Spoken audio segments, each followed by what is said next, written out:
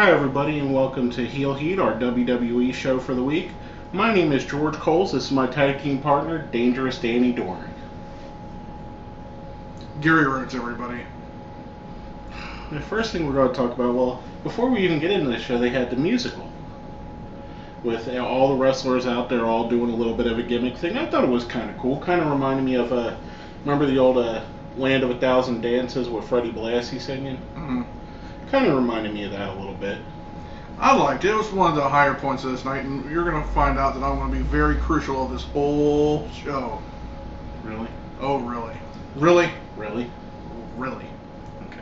Well, the first thing that happened, our guest host of the night was Santa Claus, a.k.a. Dude Love, A.K.A. Cactus Jack, a.k.a. Mankind, A.K.A. Mick Foley. One for the Micker.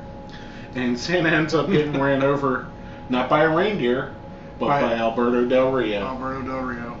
Now, like we were talking earlier, this show was taped in advance. Yes. But the thing is, ADR is one of your new faces, and he's running over Santa Claus. Which could have worked too. The way they work it into the show later on, which we'll talk about. Yeah. No. Well, I'm saying it could have worked. Could have worked. Austin's son stunned Santa Claus, and he was a face. Yes, that's Stone Cold Steve Austin's son. That's way bigger than ADR probably will ever see. Well, I mean, he's bigger than anybody you'll ever see, Joe. Exactly. I was trying to be nice to ADR, but anyways. Exactly. We come back from the break. The thing that disturbed me a little bit is the tone of it was kind of the same tone they took with the Jerry Lawler thing. And it kind of, to do that to the fans after what happened to Jerry Lawler earlier this year, I know the payoff later happened, but at this point in the show, it was a little bit disturbing in my opinion. The whole show was disturbing in my opinion, to be honest with you. Which we're going to get into, like with they make the match for a Miracle on 34th Street fight. With Del Rio and Cena. And Cena is overacting, of course. And Del Rio, like I said, I'm just not a fan of the whole. I was not a fan of the whole show. There's glimpses of good in the show, but not greatness. It kind of struck me as a standalone show instead of part of Monday Night Raw, like a special, like the old Saturday Night Main Event specials, like they did for Oktoberfest and all that good stuff. But our next match was one of the shining moments of the show. Cody Rhodes versus Kane. The only thing I didn't like is they didn't give him quite enough time, in my opinion. And no, they didn't. The one thing you liked was the psychology that Rhodes was using. Yeah, I did like that Rhodes was going after Kane's shoulder. Made sense because Rhodes got hurt by Kane and Kane injured his shoulder, so he wants retribution. It's kind of a face move, but it also worked in this match, in my opinion. Exactly. Now, coming to another high point of the match was the Divas Super Tag match, or whatever they want to call it. Yeah, basically all the Divas versus each other. We'd spend the rest of our show naming them all off. Face Divas versus the Heel Divas. And for the first time ever, can I say this? Can I say it? Go ahead. For the first time ever, a Divas match is our best match of the night. Sad but true, my friends. And not so much sad, because this was a great match. Well, it was a great match. And the thing is, you had the makings of great matches throughout the night, which we're going to go into. I mean, well, we mentioned the main event, the Miracle on 34th Street fight. It could make for something good, but a lot of the time constraints and a lot of the boo-hooey crap that they put on this show really put a stinker on it. It was almost like a WWE variety show instead of a wrestling show. Would you agree with that? Yes. Now, the next thing was a Big Show versus Sheamus for the 5,725th time this year. Well, to make this one different, it was a Lumberjack Frost match. Ooh, that's going to put some asses in the seats. Yeah. And, honestly, this wasn't a terrible match. And, But I've seen better from these guys, and that's the thing. Their two best matches were the first two pay-per-view matches they've had, and since then, it's degraded in quality, in my opinion. It has. Well, you're not talking about two of the best workers. I mean, Sheamus has been stepping it up a lot, but honestly, with the whole deal with Big Show does have a tendency to get lazy in the ring. Yeah. I did like the final payoff of the match, which had no title or nothing they were fighting for, just a Lumberjack Frost match. And Sheamus finally gets over on Big Show. Pins him in the middle of the ring. Which makes me think that there's going to be another match at the next pay-per-view between the two, but... Well, why stop at 4? I mean, that's the thing. Our next match of the night, I think this was my least favorite. Zack Ryder versus David Otunga. I didn't like it. I didn't like it in the show. I didn't like Otunga playing ADR's lawyer. In my opinion, like you said earlier, Del Rio is turning face. Why is he associating with Otunga now? Otunga is a known heel. Exactly. You know, the thing is, these two guys could make for a good match, which, you know, it's just a matter of time, like I said, time constraints and the amount that they want to work. Yeah. You know, and that's the thing. Otunga has a great build. He's a great talker, but he just don't have the great in ring. Ryder is a great talker, and he's very decent in the ring.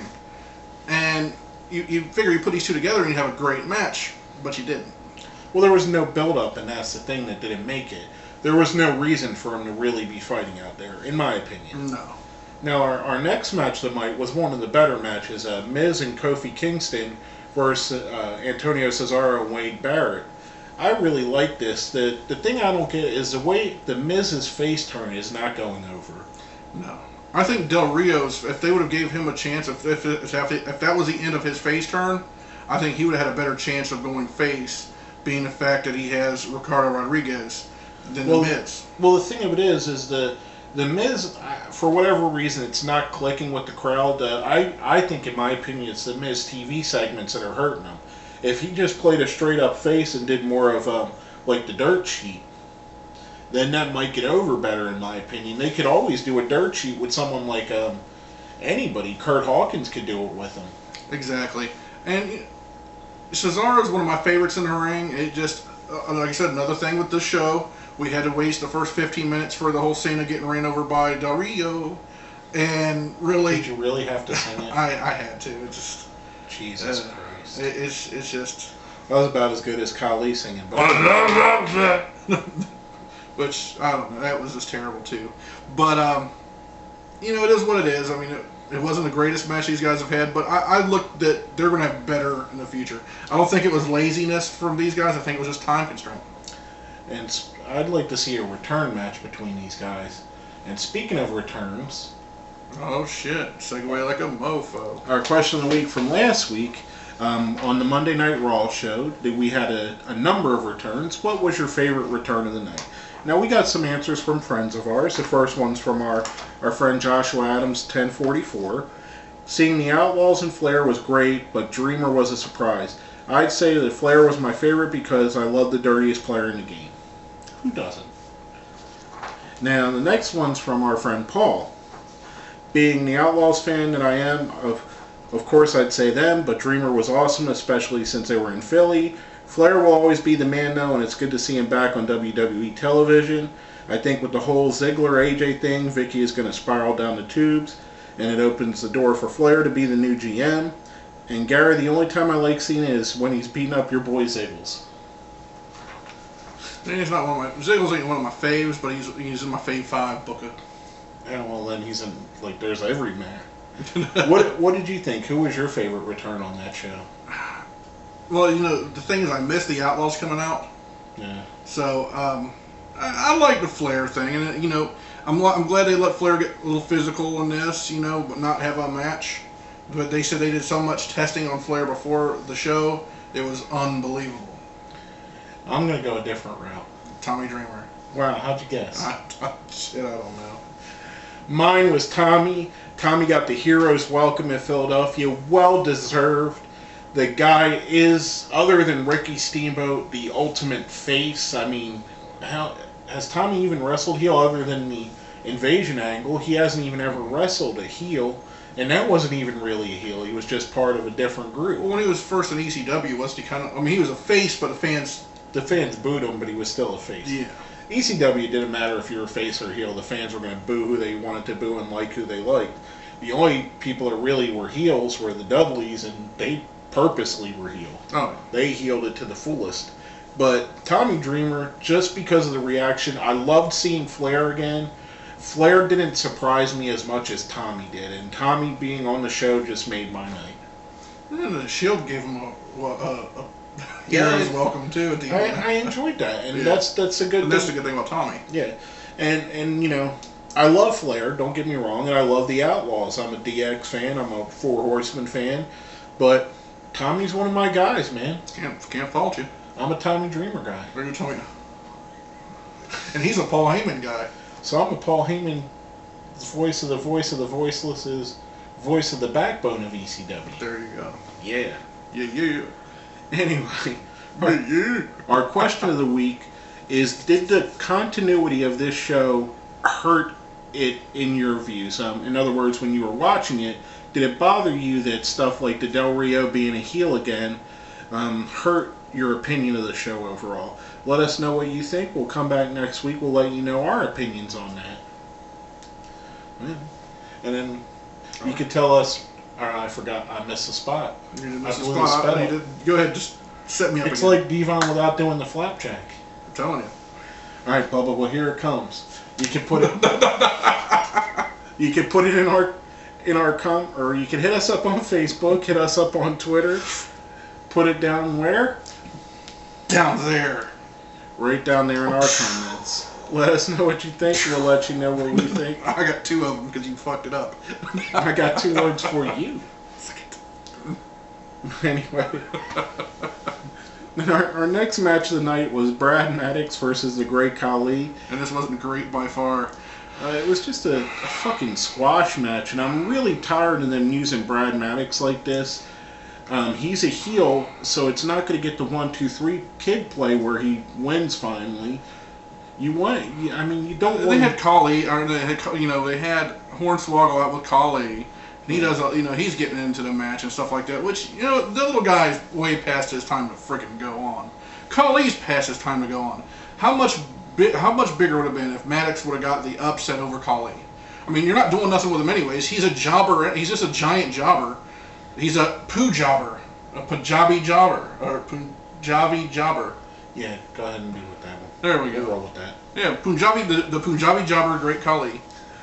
Well, the 7-foot version of Puran at Hin absolutely sucks at this point. Not like the 6-foot version doesn't suck either, but this one's just a little bit worse. You know what? I think the bigger one talks better though. I think inside joke, folks. Yes. I think Hornswoggle, I don't mind him so much. I kind of dig him on the show. He has some moments that he's really, really funny. And then he has some that they just ask him to be too goofy. Well, talking about moments, the best moment of the night, not the match, the champ came out. The champ is here. Exactly. Mr. 400 days straight. CM Punk. And the voice of the voiceless. Paul Heyman. And they put a pretty decent promo out there, and then, of course, the Ryback has to come out. And the Ryback? The Ryback. We're going to call him the Ryback because they have Ryback and then Ryback. So we're going to the cream and sugar of the group. He comes out, announces that the 7th of January's match is going to be a TLC match. Against the Punk? Mr. Punk to you. The Ryback in... The Ryback? My opinion, this is stupid. I really want them to pull CM Punk from this feud because it's not benefiting either guy. Putting Ryback in here, I don't think he's ready for this high of the spotlight. He is getting over well with the fans, don't get me wrong. It's not because the U.S. title or Intercontinental title will be perfect for him. Or the World title. Him versus Big Show, I think they're going to start working a program, I guarantee, after Show loses the belt. Exactly. And, and Punk wasting his time with Ryback when The Rock is there, when he's about to fight The Rock, it just doesn't impress me at all. Now, talk about impressive. We had 2 of our favorites going against each other. Daniel Bryan versus Damian Sandow. I am the tag team champions. No, I'm the tag team champion. Overall, it was a really good match, like we've said several times on the show, hurt again by time constraints. Exactly. And Daniel Bryan won. I would have liked, in this match, Sandow to win, seeing as Kane beat Rhodes earlier. That's when they have the tag team split like this, and this ain't nothing against Bryan. If Rhodes would have won earlier, I would have wanted Bryan to win. Exactly. Because it keeps the feud going. This way, it makes Sandow and Rhodes look weaker than Kane and Bryan. And we don't want to know that they're weaker than them till the pay-per-view. Exactly. Now, the next match is... the clusterfuck? Exactly. It's the 12-man match. It was the Lumberjack Frosts, whatever you would call them, from the Big Show Sheamus match. So we're going to call them Team Usos against a Team 3-man band.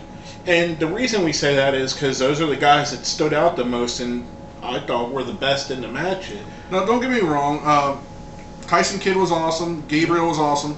But, I'm trying to get the Usos' name out there. So is George, as much as we can. So it's going to be Team Usos versus the 3MB. Well, and the Usos were the most impressive on their side. Oh, yeah. I mean, they were way more impressive than Brodus Clay. And then the 3-man band, in my opinion, out of the heel team, they were the best workers. They did the best in this match. Well, they have McIntyre there. McIntyre, of all men in the ring, he could be a world champion if given the right opportunity. The guy's great in the ring. He's like a young Triple H. And I think he's going through the same shit Hunter did for the couple of years after the curtain call. His ex-wife's really kind of screwed over his career. You know what really bothers me about McIntyre being in 3-man band? It's not the fact they're killing his push. It's not the fact that he's wearing guy liner and leather I know pants. what it is. It's that they got rid of his song. His song was one of the best songs they had. It was one, Shaman's Harvest. That's the name of the band that does his song, and it's an awesome song. I really liked his song. It's one of the ones. His song, Daniel Bryan's song, Damian Sandow's song. These are guys. Cesaro's song. I like Cesaro's song. I know you're not too high on it, but I like it. Well, the thing of it is, there's a lot of songs that sound the same up and down the roster where you're not exactly sure who's coming out. But his song stood out. It was specific to him. And that's a lot of what goes into it. Would Stone Cold have been as big without the glass breaking? Would Austin have been as big without Real American? You mean Hogan? Hogan. Would Rocky been as big if you didn't hear, do you smell what the Rock is cooking? I mean, and he had a great song. I liked it. It didn't sound generic like, Wade Barrett gets stuck with generic songs. Everyone he's had sounded generic. Otunga's song sounds generic. Sound like Otunga's song. I mean, but to me, the Nexus as a group, their original song was the best. Yeah, and then once they started using the core song and all that, the core song sucked. Yeah, but that's what I mean. He had a really good song, and they got rid of it, and that bothers me. Well, let's get back to the match. We're talking about their music. Like I said, the Usos were the standouts in this. And I think it was Jay that did the big Samoan splash. And I think Lawler tried to almost call it a frog splash, which are totally different. The Samoan splash is way more impressive than the frog splash. No knock on Eddie or RVD. I always liked the Samoan splash because it looked like it hurt 10 times worse because there was no waste of motion. It was a straight down, and the way they would just hit. And then they have their arms and legs totally out, so their knees don't hit the mat first. No, I mean it's straight. It looks like it's it hurts. basically just like a belly flop. Yeah, well that's what their dad used back when he was a head shrinker or a Samoan SWAT team. Yeah, and actually I think Samu did it.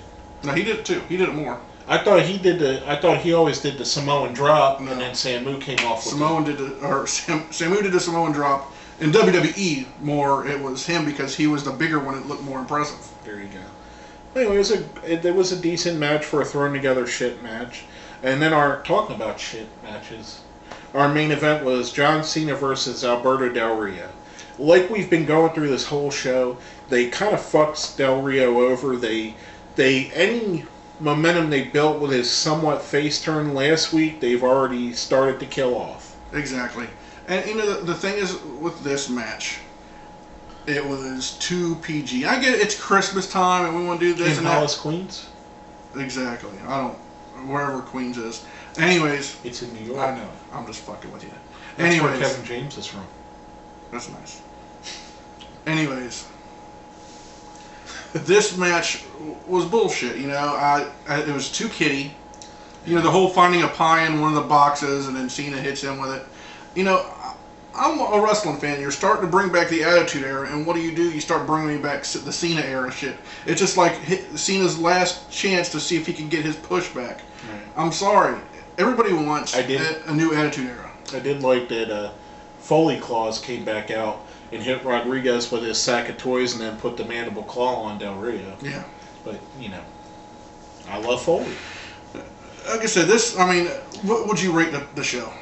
Overall, I'd give it a 3 just because going into it I knew it would be corny. And what would you say? I give it a half a star. I give it a. You know what? I give it a 3 just for the fact that the Divas match was fabulous. How about this? I'll give the Divas the 1 star, make it a star and a half, because, and that's sad. I mean, not saying that the Divas are, because we're glad it was a good match. It just would have been great if that match would have been on a better show. Exactly. It would have showcased them ladies a lot better, to be on a better show than this show was. Exactly. If they have a rematch, which I kind of hope they would. I mean, I was very impressed with it. Everybody hit their spots great. There was no waste of anything. Exactly. It was just great. And they looked great in those little costumes and everything. Well, except for Tamina. Her costume looked like someone just put some cloth around her. But, I don't know. The Anvil's daughter looked pretty good. Yeah. But basically, that's all I have to have for the show. You got anything you need to add, GR? Fucking horrible. This has been our WWE for Heel Heat WWE show of the week. My name is George Coles. I'm Gary Rhodes. We'll see you guys next week.